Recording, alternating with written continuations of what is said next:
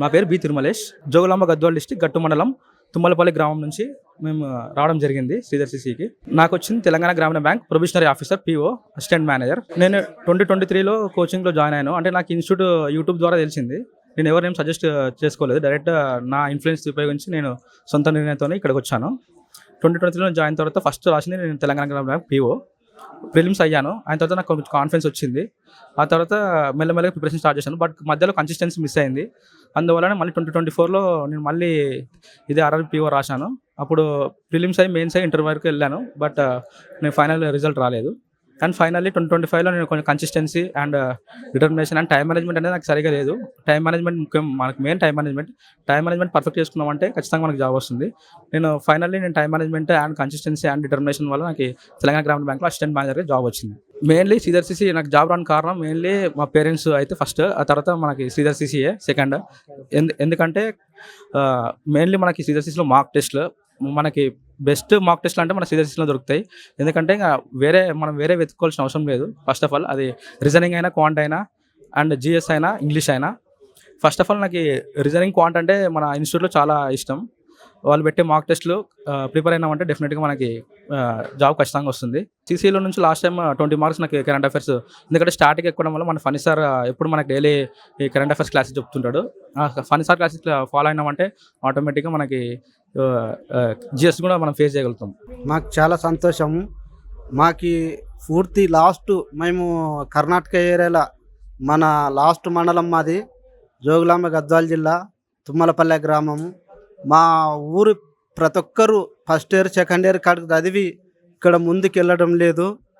మా గ్రామ ప్రజలు కూడా ముందుకెళ్ళాలని మేము కోరుకుంటూ, మా ఊర్లో ఈ బాబు ఒక్కడే ఇప్పుడు ప్రస్తుతానికి జాబ్ కొట్టినాడు. మాకు చాలా సంతోషంగా ఉంది. మేము వ్యవసాయం చేస్తాము. ఇటువంటి ముందుకెళ్ళాలని కోరుకుంటూ సెలవు తీసుకుంటున్నాం. నా పేరు Kona Ramalingam sir. I selected as assistant loco pilot in Indian Railways. Sir నా జర్నీ వచ్చేసి చాలా లాంగ్ జర్నీ సార్. నేను 2019లో జాయిన్ అయ్యాను. మధ్యలో 2 times బ్యాంక్ ఎగ్జామ్స్ రాశాను, కానీ అవి ఇంకా క్లియర్ అవ్వలేదు. అండ్ ప్రతిసారి మెయిన్స్లో పోతుండే, సమ్టైమ్స్ కరెంట్ అఫైర్స్ మిస్ అవుతుండే. తర్వాత కంటిన్యూస్ ప్రిపరేషన్లో ఉన్నప్పుడు మధ్యలో కోవిడ్ వచ్చేసింది.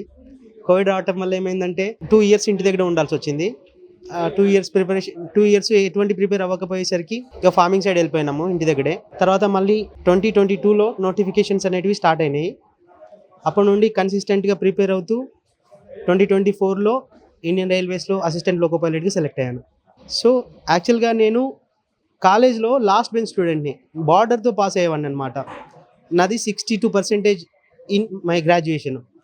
అయితే ఏమైంది, నాకు మ్యాథమెటిక్స్, రీజనింగ్ అలాంటివి ఏం పర్ఫెక్ట్గా రాకపోతుండే, జస్ట్ బార్డర్లో పాస్ అవుతుంటే.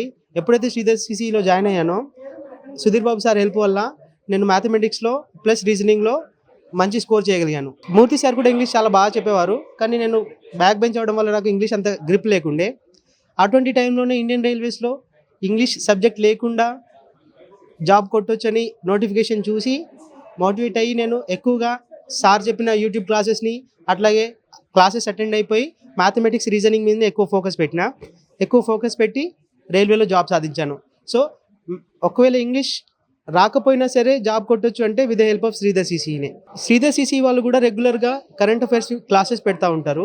యూట్యూబ్ క్లాసెస్ అటెండ్ అవుతూ ఉంటాను.